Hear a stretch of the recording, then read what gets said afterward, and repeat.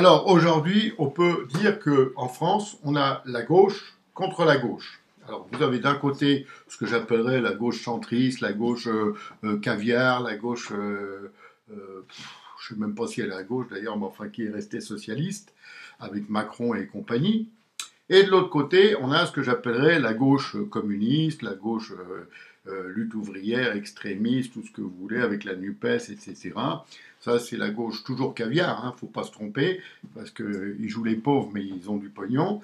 Et cette gauche-là, elle ne veut pas de la réforme des retraites de l'autre gauche. Voilà, c'est là, on en est là. Hein. Alors on retrouve les manifestations syndicalistes avec les mêmes mots qu'on a entendus toute notre vie, c'est-à-dire les camarades, les ouvriers, les travailleurs, les machins, les trucs, les choses. C'est du grand n'importe quoi, du grand délire. Parce que comme je l'ai écrit dans un de mes articles, la ridicule réforme des retraites, il aurait été intéressant que, nos médias nous expliquent exactement ce qu'était cette réforme des retraites, et que deux, les gens qui manifestent lisent ce que voulait cette réforme des retraites. Et cette réforme, ce n'est pas une réforme, c'est une réformette. Il n'y a rien. Il n'y a rien.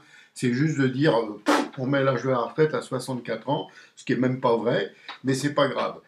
En fait, ils ont fait un savant calcul, parce qu'on a affaire à des gens quand même qui sont très, très, très intellectualisés de la tête, hein, pour ne pas dire autre chose, et qui ont fait un savant calcul pour arriver à rajouter 2 trimestres à la retraite.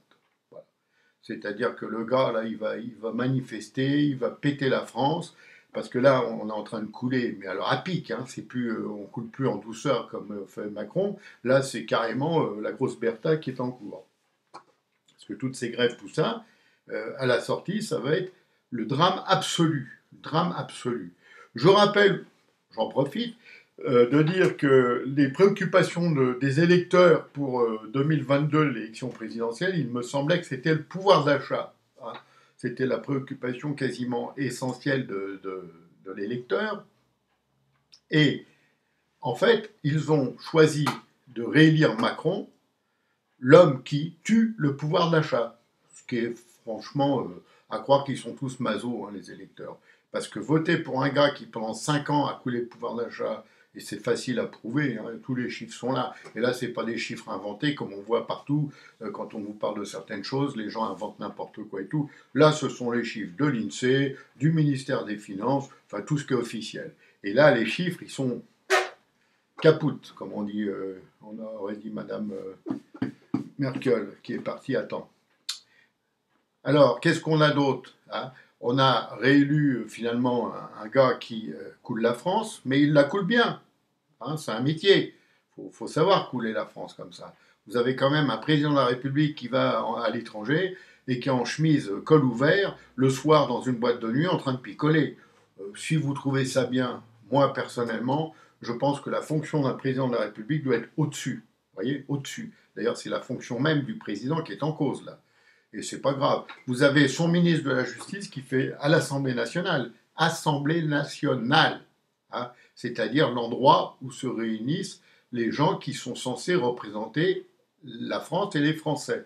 Et qui fait 3 bras d'honneur et qui se conduit en fait comme un gros, je sais même pas quoi est-ce qu'il faut dire, si c'est cochon, porc ou ce que vous voulez, et qui aurait dû soit lui-même dire j'aurais pas dû, je démissionne, mais s'il l'a pas fait, c'était au président, au lieu de faire le cacou là-bas, à dire bon ben mon gars, remets-moi ta démission, parce que on peut pas accepter tout comme ça. Et on accepte tout. Et c'est là où je veux en venir. On est là avec 2 gauches qui sont en train de dominer tout le pays, qui se sont partagées les tâches.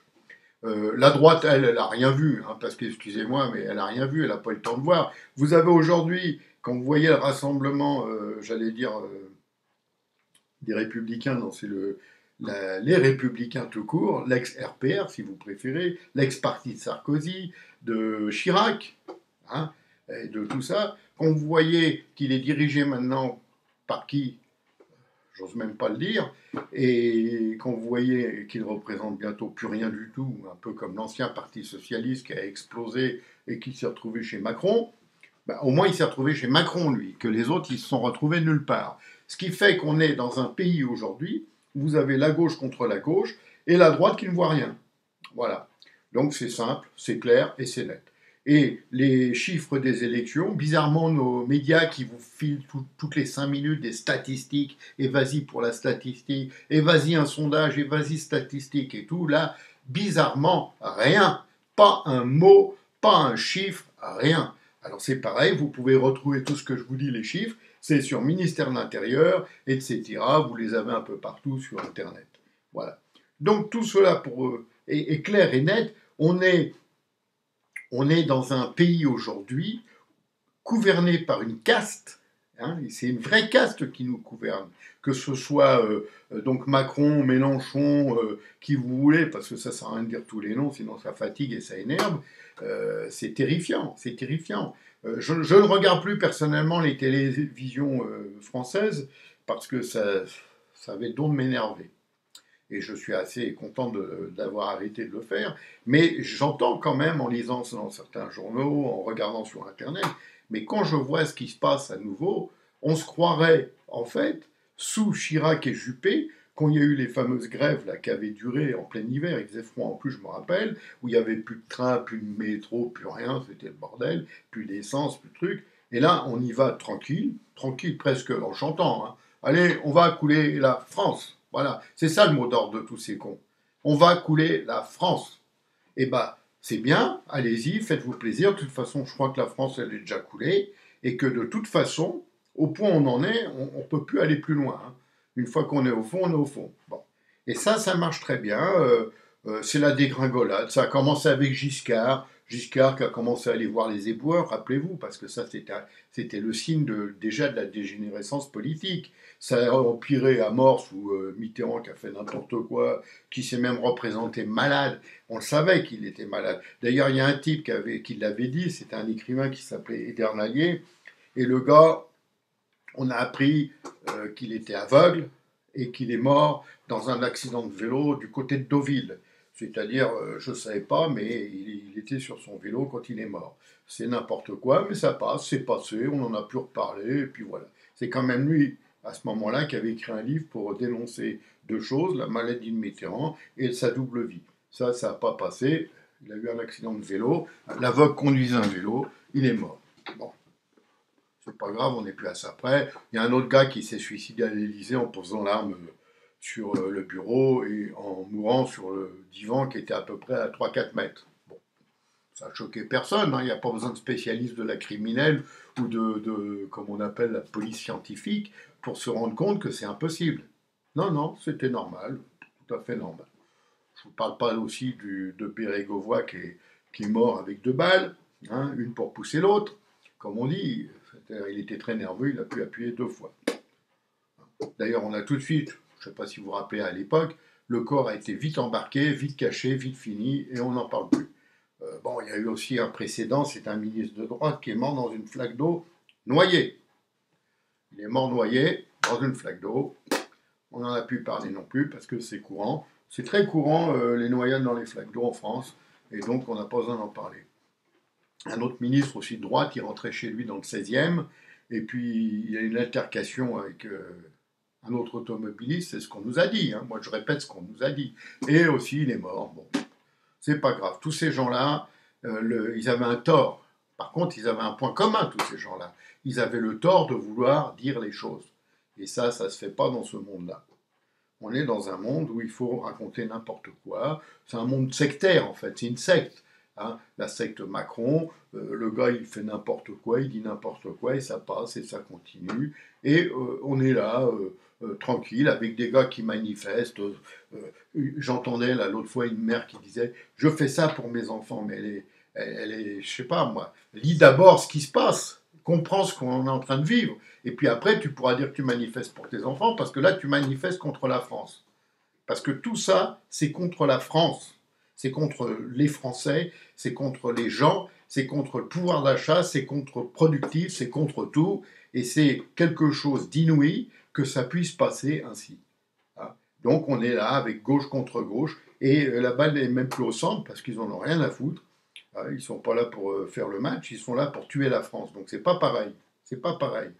Et nous, là-dedans, on est obligé de se taire Hein, il faut se taire, parce que si tu dis les choses, on dit « Ah oui, mais toi, t'es un facho, etc. etc. » Il n'y a pas de facho, il n'y a pas. C'est fini, ça. On est au-delà de tout ça.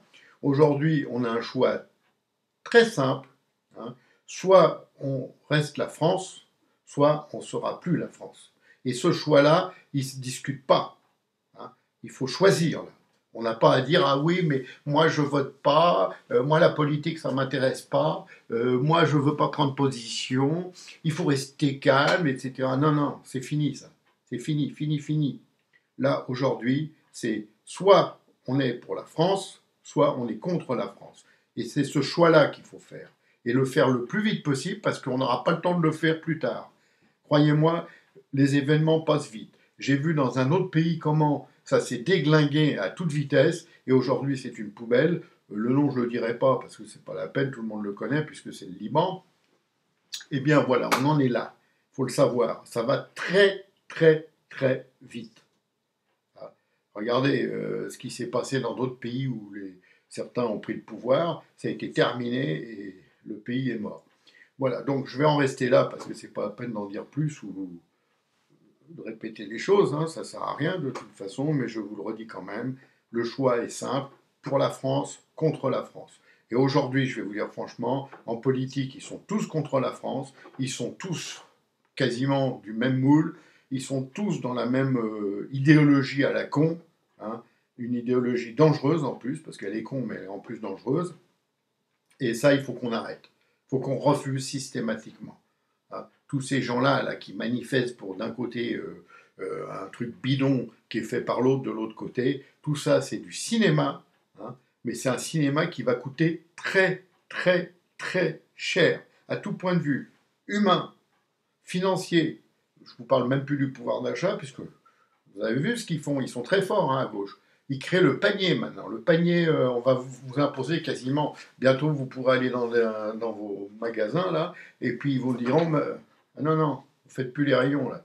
Vous passez direct à la caisse, vous avez votre panier qui est là, ça coûte tant, et hop, circulez, il n'y a plus rien à voir. Hein, c'est comme le coût des 100 balles là, qu'on donne soi-disant pour l'essence. C'est comme le coût de toutes les aides qu'ils ont fait. Tout ça, c'est du gros pipeau. Hein. C'est un gros truc d'enfumage, mais qui a marché, malheureusement, c'est comme ça, et qui fait croire que le gars, il aide les gens. Mais alors ça, c'est un truc inouï. Parce que s'il veut aider les gens, je vais vous dire, il a une solution très simple. Je vais lui donner comme ça sera hein, facile. Sur, par exemple, l'essence, le gasoil, le fuel, le gaz, l'électricité, eh ben, c'est très simple, on baisse les taxes. Hein. Et au lieu d'avoir fait ce qu'il a fait, c'est-à-dire de nous couler le nucléaire, parce que le nucléaire, il est coulé, pourquoi? Parce qu'on a fermé, et sinon, on n'a pas pu avoir l'argent pour entretenir les centrales. Alors qu'on était un pays envié dans le monde entier pour nos centrales nucléaires, dans le monde entier, on exportait, on vendait, c'était un truc formidable, et que ça nous garantissait une énergie à 100%, même à plus. Là, aujourd'hui, on nous prépare au pire. On nous a déjà préparé, mais on continue. Et puis alors après, on va vous habiller ça avec le réchauffement climatique de Tintin. Après, vous aurez peut-être aussi parce qu'il y a du vent, parce qu'il y a de la pluie. Ah oui, il n'y a pas de pluie, c'est pas bien, hein, c'est la sécheresse. Mais s'il y a trop de pluie, c'est les inondations. D'ailleurs, je vous signale, mais qui s'en rappelle, qu'il n'y a pas si longtemps, Macron créait un impôt pour l'inondation en France. Hein. Mais ça, c'est pas grave, vous le payez quand même. Hein. Depuis 2 ans, vous le payez. Il est dans vos impôts. Eh bien oui, on a créé l'impôt inondation, on va créer, Giscard avait bien créé l'impôt sécheresse, donc c'est normal que l'autre il crée autre chose. Hein, on ne peut pas répéter toujours pareil. C'est comme la CSG qui devait durer quelques temps et qui est passée de 0,5% à plus de 16% aujourd'hui. Hein, elle était augmentée encore sur les retraites qui ont donc baissé. Mais ça, personne n'en parle. J'ai pas entendu un seul média là-dessus. J'ai été le seul à publier là-dessus. Hein. C'était en février, début février. J'ai été le seul. Personne n'a publié. Hein. Sur les retraites qui ont encore baissé de 2,47% pour être exact. Hein. Ça fait 2 fois qu'elles baissent en très peu de temps. Mais on aide. On aide. Ne vous inquiétez pas, on va vous aider. On va vous aider, oui, effectivement, à couler. Et ça, c'est sûr. Bon, sur ce, j'arrête parce que je vais m'énerver, c'est pas bon pour ma santé. Et puis, bon, ma conclusion, vous la connaissez, on est mal, on est même très mal, et là, je crois que maintenant, on a atteint un peu le point de non-retour. Voilà, c'est tout. Je ne sais pas ce que sera demain ou après-demain. Je plains sincèrement tous les jeunes qui vont venir derrière nous, parce qu'ils vont avoir un monde tellement pourri, tellement affreux. Mais bon, c'est le monde que les gens ont voulu, hein. Moi, j'y peux rien, je ne suis pas tout seul. Et voilà, j'espère que je vais avoir de plus en plus d'abonnés. J'espère que les gens comme moi qui osent dire les choses bah, vont être soutenus de plus en plus, ce qui n'est pas évident.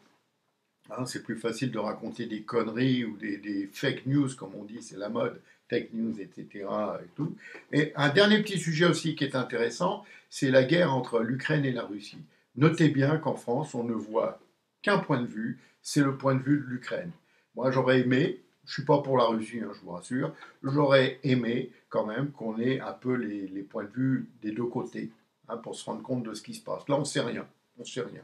Alors, j'ai la chance sur mon site de publier deux auteurs qui sont très informés. Ça s'appelle Confidential et ça donne des informations que, je vous assure, vous ne les retrouverez jamais dans vos médias parce que ce ne sont pas des informations spécialement pour l'Ukraine. Et ça, si on fait une information qui n'est pas pour l'Ukraine, niet, niet.